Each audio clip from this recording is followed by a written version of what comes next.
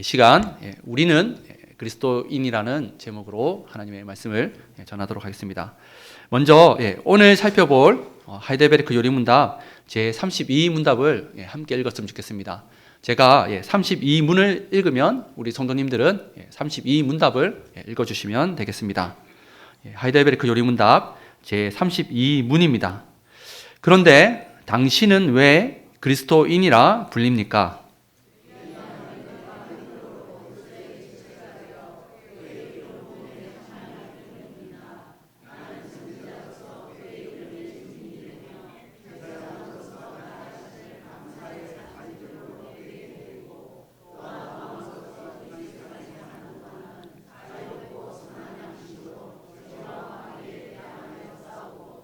이후로는 영원히 그와 함께 모든 피조물을 다스릴 것입니다.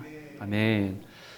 지난 시간 그리스도에 대해서 배웠다면 오늘은 이제 우리가 그리스도인됨을 배우게 됩니다. 그러니까 어떻게 보면 데칼코마니처럼 이렇게 접혀지는 모습이라고 생각하시면 됩니다. 그래서 좀 지난 시간에 우리 배웠던 것을 조금만 복습하도록 하겠습니다. 그리스도는 기름 부음을 받은 자라는 뜻입니다. 신약의 헬라어로 그리스도, 그리고 구약의 히브리어로 메시아라고 했습니다. 그래서 그리스도와 메시아는 같은 말입니다. 그리스도라는 이 뜻은 아까 전에 말씀드린 것처럼 기름 부음 받은 자입니다. 그런데 지난 시간에 우리가 좀 더 이 기름 부음에 대해서 좀 더 넓게 한번 살펴봤습니다. 기름 부음에는 두 가지 대상이 있다고 했습니다. 하나는 사물이고 또 하나는 사람입니다. 이 둘에게 기름이 부어졌을 때 공통점은 하나님께 구별되어 드려지는 것이기 때문에 사물이든 사람이든 다 거룩하게 된다고 했습니다. 차이점도 있습니다. 특별히 이 사람에게 기름을 부었을 때 성령 하나님께서 충만히 임하시는 것을 우리는 성경 말씀을 통해서 살펴보았습니다. 가장 대표적인 예가 이 다윗이 기름 부음을 받아 이 왕으로 세워졌을 때 성령 하나님께서 충만하게 임하는 것을 우리는 말씀을 살펴보았습니다. 사람에게 기름 붓는 것은 하나님으로부터 어떤 특별한 일을 수행하도록 세워지는 임명이며 동시에 그 직분을 감당하기 위해 성령 하나님께서 충만히 임하시는 것이 이렇게 성경에 기록되어 있습니다. 그리고 구약의 새 직분, 선지자, 제사장, 이 왕은 사실 예수님을 바라보게 하는, 예수님을 예표하는 직분입니다. 그래서 예수님께서 그리스도라고 이렇게 불려주시면서 행하신 이 직분이 다른 것이 아니라 선지자와 제사장과 이 왕의 일이었습니다. 그리고 또 이 모든 직분은 어디로 이렇게 집중됩니까? 십자가에 집중된다는 사실 또한 말씀을 드렸습니다. 예수님은 십자가에서 하나님의 이 감춰진 경영과 뜻을 선지자로 이렇게 나타내셨고 대제사장으로서 자신의 몸을 십자가에 들여 우리를 구원하셨으며 또 왕으로서 자기 백성을 그들의 죄에서 구원하셨다고 이렇게 했습니다. 이처럼 예수님은 그리스도로서 십자가에서 자신의 사명을 다 이루셨습니다. 그런데 이 그리스도라는 예수님의 직분은 하나님의 나라 또 하나님의 백성을 전제로 합니다. 백성이 없는 왕 그리고 병사가 없는 장군을 생각할 수 없는 것과 마찬가지입니다. 그렇지만 그리스도와 하나님 백성 관계는 이 십자가 사랑으로 맺어졌기에 다른 어떤 관계와도 비교할 수 없는 아주 친밀하고 긴밀한 관계입니다.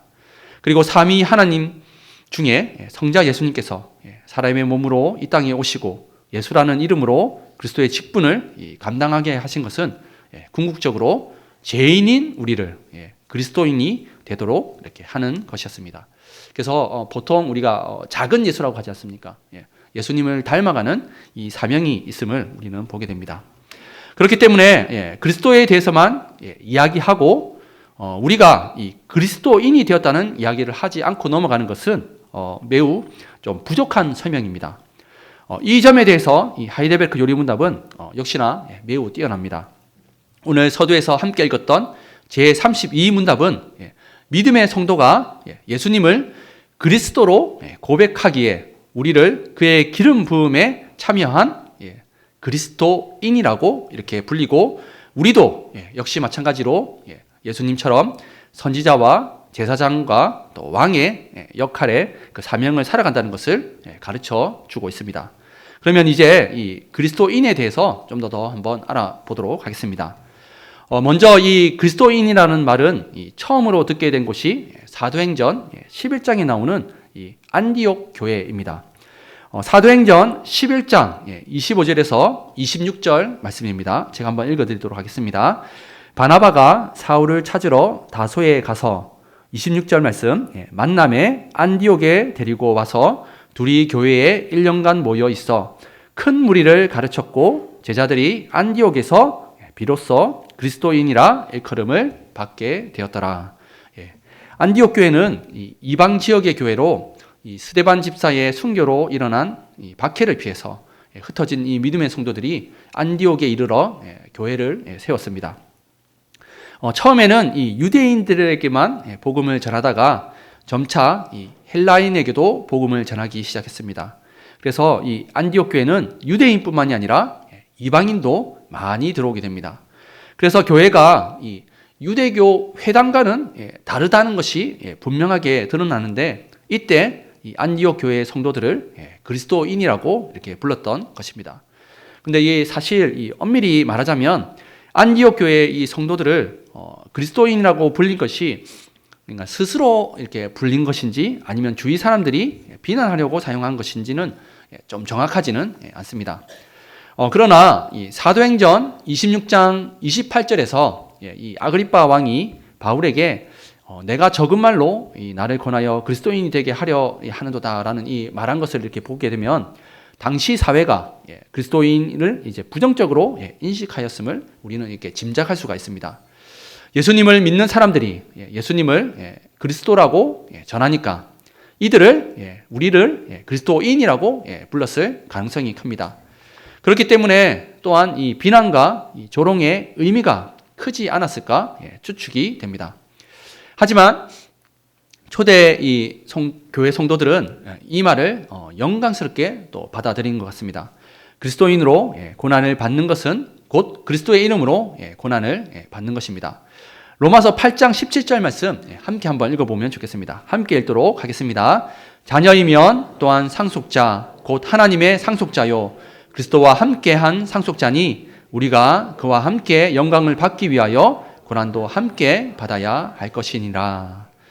이렇게 이 그리스도의 고난에 참여한 자는 또한 그리스도의 영광에도 이렇게 참여하는 자가 되기 때문에 이 이름을 영광스럽게 받아들였습니다. 오늘 읽었던 이 하이델베르크 요리문답 제32문답에서는 그리스도인에 대하여 두 가지로 가르쳐 줍니다. 32문답을 한번 보여주시면 감사하겠습니다. 답을 보여주시면 첫 번째는 믿음으로 그리스도의 지체가 되었다는 것, 그리고 두 번째는 그의 기름 부음에 우리가 함께 참여했다고 이렇게 말하고 있습니다. 그리스도인은 믿음으로 그리스도와 이렇게 연합되고, 예전에 제가 포도나무 비유를 하신 게 기억나셨으면 좋겠습니다. 또한 이 그리스도의 기름 부음에도 함께 우리는 참여한 사람이 됩니다. 예수 그리스도께서 성령으로 기름 부음을 받으신 것처럼 우리도 동일하게 성령 하나님의 기름 부음을 받은 자입니다. 시편 133편 1절에서 2절 말씀입니다. 제가 한번 읽어드리도록 하겠습니다. 보라, 형제가 연합하여 동거함이 어찌 그리 선하고 아름다운고. 2절 말씀은 함께 한번 읽어보도록 하겠습니다. 2절 말씀 함께 읽겠습니다. 머리에 있는 보배로운 기름이 수염 곧 아론의 수염에 흘러서 그의 옷깃까지 내림 같고. 2절 말씀을 보시면 대제사장 아론의 머리에 기름을 붓는 장면입니다. 근데 그 기름을 부으니까 그 기름이 어떻습니까? 수염을 타고 흘러내립니다. 그런데 한번 더 생각해 보십시오. 이 아론의 양 어깨에는 12지파의 이름이 새겨진 보석이 있고, 또 가슴에 있는 흉패에도 12지파를 상징하는 보석이 있습니다. 여기에까지 기름이 흘러내리는 장면입니다. 그러니까 대제사장 이 아론의 수염을 타고 흘러내리는 그 기름의 향기가 아론의 몸 전체를 휘감고 그의 몸 전체를 향기롭게 합니다. 이것은 기름의 향기가 아론에게서 그치는 것이 아니라 12지파에게까지 두루 미치는 것을 상징적으로 보여주는 것입니다. 대제사장 아론이 기름 부음을 받고 이스라엘 전체가 참여함을 상징하듯이 교회는 예수님께서 받으신 기름 부음에 함께 참여하는 자가 됩니다. 교회의 머리 대신 예수 그리스도께서 성령으로 기름 부음을 받으셨기 때문에 그분의 몸된 교회, 우리도 주님의 기름 부음에 참여하게 되는 것입니다. 이것은 그리스도께서 기름 부음을 받고 세 가지 직분, 선지자와 제사장과 이 왕의 직분을 행하신 것처럼 그리스도인 된 우리도 역시 마찬가지로 선지자와 제사장과 이 왕의 직분을 행하게 된 것을 의미합니다. 그래서 이제 우리가 그리스도인이다 이렇게 얘기할 때 다른 것을 생각하는 것이 아니라 우리도 예수님과 같이 선지자와 제사장과 이 왕의 직분을 감당하는 자가 되었다는 것을 기억하시면 좋겠습니다. 이처럼 예수님은 우리의 직분을 회복시키기 위하여 그리스도로 오셨고 우리는 그리스도와 연합하여서 그분의 기름 부음에 참여한 그리스도인이 된 것입니다. 따라서 우리도 이 그리스도처럼 세 가지 직분을 행하는 자입니다. 근데 예수 그리스도와 우리 사이에 있는 이 직분에 있어서 섬김에 있어서 차이가 있습니다. 그러면 좀 세 직분을 하나씩 좀 더 구체적으로 살펴보도록 하겠습니다. 첫 번째, 선지자의 직분입니다. 예수 그리스도께서는 우리의 구원을 위한 이 하나님의 감춰진 경영과 뜻을 온전히 계시하신 우리의 완전한 선지자가 되셨으나 우리가 선지자로서 나타내야 할 이 하나님의 감춰진 이 경영과 뜻은 사실 없습니다. 이것은 예수님께서 성부 하나님의 뜻을 다 알려주셨기 때문입니다. 우리의 구원에 필요한 모든 것을 예수님께서 다 알려주셨기 때문에 더 이상 감춰진 것이 없습니다. 그래서 우리는 이 구원의 계시를 고백하고 증언한다는 의미에서 선지자의 역할을 감당하는 것입니다.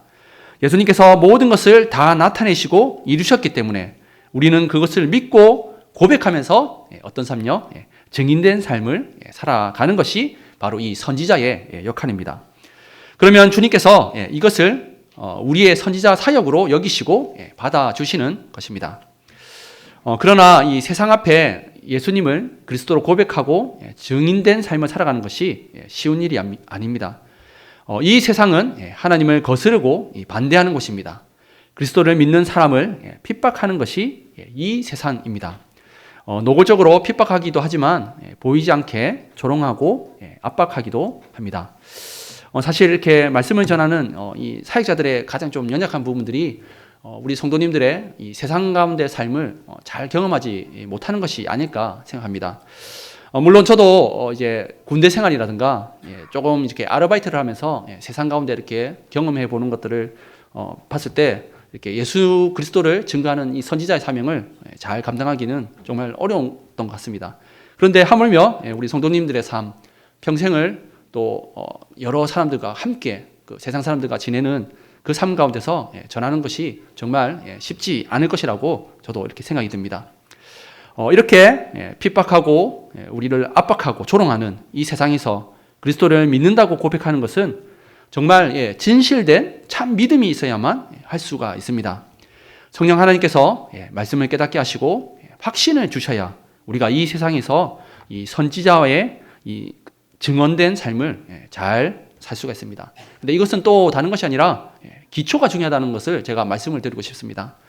매일 말씀과 기도로 무장하는 삶, 그리고 교회의 모임, 예배와 기도의 자리에 계속 나오셔서 참여하면서 또 성령 하나님의 충만함, 그리고 영적인 힘을 얻으시길 바랍니다. 그때 우리가 세상 가운데 이 선지자와 같은 증인의 사명을 잘 감당할 수 있습니다. 또 그러한 삶을 사시기를 삼위 하나님의 이름으로 축복합니다. 두 번째는 제사장 직분입니다. 제사장의 이 일에서도 예수님과 또 우리 사이에는 큰 차이가 있습니다.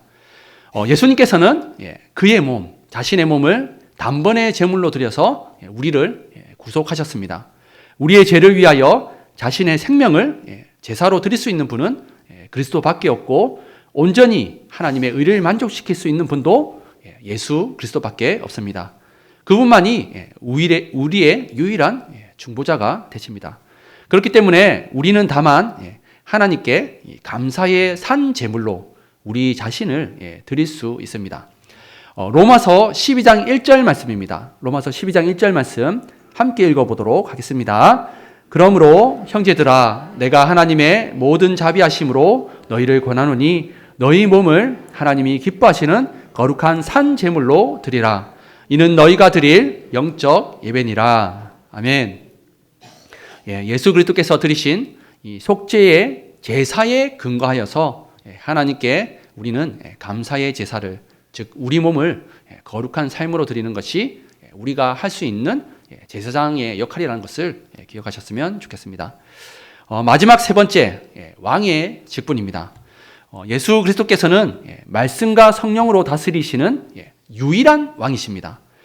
이에 대해 우리는 예수님처럼 말씀과 성령으로 다스리는 자가 아니라 말씀과 성령으로 그리스도의 다스림을 받는 자라는 것을 기억하셨으면 좋겠습니다. 예수 그리스도께서는 왕으로서 죄와 사망의 권세, 마귀를 꺾으셨습니다. 우리가 예수님의 다스림을 잘 받아들이면 이 세상 사는 동안 죄와 마귀에 대항하여서 싸울 수 있는 것입니다. 주님께서 이미 승리하셨기에 우리가 죄와 마귀와 이렇게 싸울 수 있는 것입니다. 에베소서 6장 11절에서 12절 말씀도 함께 한번 읽어보도록 하겠습니다. 에베소서 6장 11절에서 12절 말씀 함께 읽도록 하겠습니다. 마귀의 관계를 능히 대적하기 위하여 하나님의 전신갑주를 입으라. 우리의 씨름은 혈과 육을 상대하는 것이 아니요 통치자들과 권세들과 이 어둠의 세상 주관자들을 하늘에 있는 악의 영들을 상대함이라. 아멘. 이것을 감당하는 것은 예수님께서 그 일을 왕의 직분을 감당하셨기 때문에 우리는 예수님의 다스림을 받으면서 우리가 죄와 마귀에 대응해서 싸울 수 있는 것입니다. 하이델베르크 요리문답 제 32문답을 한번 보여주십시오. 32문답을 보여주시면 지금까지 제가 선지자, 제사장, 왕의 우리의 사명들을 지금 말씀을 드렸습니다. 그리고 이제 끝부분에 이렇게 보시면 왕으로서 자유롭고 선한 양심으로 죄와 마귀와 싸운다는 이 말이 있는데 이 말이 아까 제가 말씀드린 것처럼 정말 놀라운 은혜입니다. 왜냐하면 전에는 우리가 죄의 종이었고 죄의 명령에 복종할 수밖에 없었던 존재였기 때문입니다. 그러나 이제 예수 그리스도께서 우리의 죄와 죽음에서 해방시키시고 또 자유롭고 선한 양심을 주셨기 때문에 이제는 우리가 죄와 싸울 수 있는 존재가 된 것입니다. 우리는 이 땅에 살면서 죄와 싸우면서 예수 그리스도를 통해 부여받은 왕권을 행사하는 것입니다. 또한 앞으로 영원히 예수 그리스도와 함께 모든 피조물을 다스릴 소망이 우리에게 있다고 이렇게 마지막 절에서 이렇게 말씀하고 있습니다. 죄와 사탄에 대하여 승리하신 그리스도의 통치를 받으면서 우리는 그리스도의 승리에 참여하면서 이렇게 죄와 싸우는 것입니다. 이처럼 그래서 우리는 죽음도 두려워하지 않는 부활과 하나님 나라를 소망하면서 이 땅에서 거룩한 삶을 살아가는 자입니다. 끝으로 한 가지만 더 말씀을 드린다면 이 세 직분, 제가 지금까지 설명했던 예수님의 세 직분을 우리가 데칼코마니처럼 이렇게 딱 받아서 우리도 그 삶을 살아가는 것인데, 그래서 우리를 그리스도인이라고 하는데 이 세 직분은 있어도 좋고 없어도 상관이 없는, 그러니까 뭔가 한 가지만 감당하는 그런 것이 아닙니다. 이 세 직분을 다 온전히 우리가 다 감당하는 것을 기억하셨으면 좋겠습니다. 우리는 하나님의 형상으로 창조되었기 때문에 구원받은 성도로서 이 세 직분을 행하지 않는다는 것은 다시 예수님을 몰랐던 옛 사람으로 돌아가는 것과 같습니다. 예수 그리스도께서 십자가에 죽기까지 우리의 죄를 대속하시면서 우리를 처음 창조대로 회복시켜 주셨습니다. 그런데 이 세 직분을 행하지 않거나 포기한다는 것은 예수님께서 이루어 주신 새 사람, 새로운 피조물이 되기를 거부하는 것과 같은 것입니다. 우리의 삶에 선지자로서 하나님의 말씀을 사모하고 또 하나님의 말씀을 읽고 묵상하고 탐구하는 것이 있어야 되는 것을 기억하셨으면 좋겠습니다. 그리고 제사장으로서 하나님께 우리가 거룩한 삶과 또 예배드리는 삶이 있어야 됩니다. 그리고 왕으로서 우리의 삶 가운데서 죄와 싸워 나가는 그런 삶이 있어야 합니다. 그냥 되는 대로 우리가 편안하게 산다는 것, 이것은 두렵고 무서운 말이지만 과연 나에게 참된 믿음이 있는지 심각하게 근심하고 지금까지 살았던 삶을 돌아봐야 할 것입니다. 짧게 오늘 본문 말씀을 살펴보고 말씀을 마무리하고자 합니다. 베드로 전서는 사도 베드로가 이 로마의 박해가 시작되기 전인 AD 63년경에 오늘날 터키 지역의 이 교회에 보낸 회람 서신입니다. 베드로 전서의 이 전체적인 주제는 믿음으로 이 고난받고 있는 성도들을 위로하고 격려하는 것입니다. 그리고 고난을 이겨내도록 선한 양심에 근거하여 이 선한 행실을 행하도록 권면하는 편지입니다. 오늘 본문 말씀, 9절 말씀을 한번 보여주십시오. 베드로전서 2장 9절 말씀을 보시면 그러나 너희는 이라고 이렇게 시작됩니다. 이것은 근데 앞에 절 7절과 8절에서 언급된 믿지 아니하는 자들과 이 대조를 이루고 있는 표현입니다. 그리고 그 뒤로 이어지는 말씀은 사도 베드로가 구약의 다양한 이 용어를 가지고 와서는 우리 믿음의 성도, 우리 신약의 교회에 적용시키고 있는 것을 볼 수가 있습니다. 대표적인 말씀이 출애굽기 19장 5절에서 6절 말씀입니다.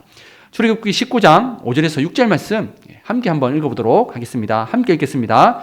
세계가 다 내게 속하였나니 너희가 내 말을 잘 듣고 내 언약을 지키면 너희는 모든 민족 중에서 내 소유가 되겠고 너희가 내게 대하여 제사장 나라가 되며 거룩한 백성이 되리라. 너는 이 말을 이스라엘 자손에게 전할지니라. 아멘.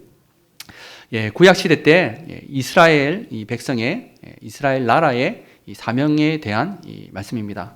근데 이 말씀이 정말 중요한 것이 하나님께서 아브라함이라는 한 사람을 불러서 큰 민족을 이루고 이 한 나라를 이루는 그 사명이 그 목적이 이 말씀 가운데 이렇게 들어있기 때문에 중요한 암송 구절 중에 하나입니다. 근데 한번 또 생각해 보십시오. 이 이스라엘 나라를 하나님께서 어떻게 구원하셨습니까? 애굽에 내려진 10가지 재앙과 또 홍해 바다를 건너는 이 하나님의 큰 구원을 받은 이스라엘 백성들이 시내산에서 지금 하나님과 언약을 맺는 이 말씀입니다. 전에도 말씀드렸지만 간단히 말씀드리면 하나님의 소유는 보물 같은 존재입니다. 하나님께서 정말 귀하게 여기는 보물 같은 존재, 그리고 하나님과 세상에 다리를 놓는 하나님을 전하는 증거하는 제사장 나라, 그리고 하나님께 구별된 거룩한 백성이 되라는 그 사명의 말씀입니다. 근데 한편으로는 또 어떻습니까? 우리가 이스라엘 역사를 잘 알지 않습니까? 사사기 말씀처럼 이스라엘 나라는 첫 단추, 첫 시작부터 이 사명을 감당하지 못하는 모습을 보게 됩니다. 그리고 끝내는 북이스라엘과 남유다로 나뉘고 북이스라엘은 이방나라 아수르 제국에 멸망을 당하고 남유다는 이방나라 바벨론 제국에 포로로 잡혀가는 역사를 우리는 알고 있습니다. 사도 베드로는 이 구약의 이스라엘이 받았던 이 사명, 신약 시대에는 교회가 이 사명을 가지고 있음을 지금 오늘 본문 말씀에서 말하고 있습니다. 오늘 본문 9절 말씀을 다시 한번 보여주십시오.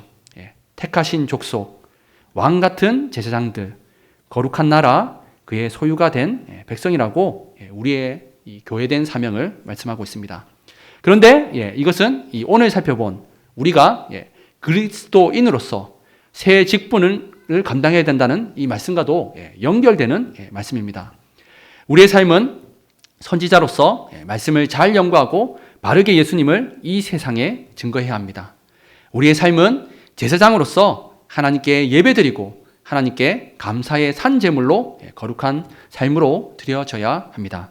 그리고 우리의 삶은 왕으로서 죄와 싸워나가면서 하나님의 선한 통치, 하나님의 나라를 이 땅에 드러내야 하는 것입니다. 이것이 이제 9절 하반절 말씀에 보시면 너희를 어두운 데서 불러내어 그의 귀한 빛에 들어가게 하시니에 아름다운 덕을 선포하게 하려 하심이라는 이 말씀과도 이렇게 연결이 되는 것입니다. 그러나 오늘 살펴본 말씀 중에서 우선순위가 있습니다. 먼저 예수님께서 그리스도로서 성부 하나님께 임명을 받고 성령 하나님의 기름 부음을 받으셨습니다. 그래서 예수님은 십자가에서 온전히 선지자와 대제사장과 왕으로서의 직분을 모두 성취하셨습니다. 그 예수님을 그리스도라고 고백하는 우리들은 어떤 존재요? 그리스도인으로서 예수님과 차이가 있지만 우리도 역시 선지자와 제사장과 왕의 직분을 수행하면서 살아가는 자입니다.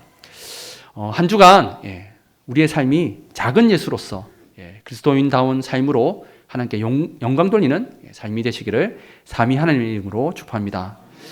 오늘 본문 말씀 베드로전서 2장 9절 말씀을 함께 읽고 마치도록 하겠습니다. 베드로전서 2장 9절 말씀 함께 읽겠습니다.